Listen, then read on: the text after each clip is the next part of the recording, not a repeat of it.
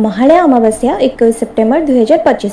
आज पितृपक्षर पवित्र परिसमाप्ति जहाँ आम पूर्वपुरुष मानक सम्मान जणाइबा उत्सर्गीकृत एक समय।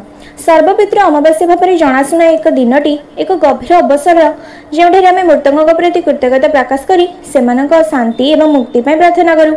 यह विश्वास करा जाए जे आंतरिकता प्रार्थना पूजा एवं जप मंत्र जप माध्यम आम आम पूर्वपुरुष मान आत्मा को संतोष प्रदान कर पवित्र परंपरार एक अंश भाव में जड़े अन्नदान खाद्यदान दक्षिणादान एवं अभावी मानक साहाय्य कर निस्वार्थपर कार्यगुड़िक केवल आम पूर्वपुरुष मानक सम्मान करना बरम आमर मंगल एवं आध्यात्मिकता विकास से आशीर्वाद को आमंत्रण करे।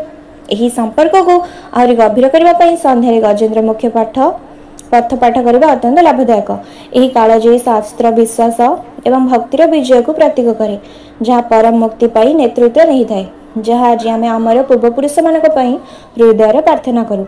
पूजापाठ माध्यम कि सरल हृदय स्पर्शी प्रार्थना माध्यम दिन शक्ति आम पूर्वर आसीथिबा लोक मानक सम्मान करने आमर भक्ति एवं उद्देश्य उपर निहित से आशीर्वाद आमको मार्गदर्शन एवं सुरक्षा देव दृश्यमान और अदृश्यमान उपाय आम जीवन को समृद्ध कर आज प्रतिफलित करने मन रखा और ध्यान देवाई एक मुहूर्त नियंतु।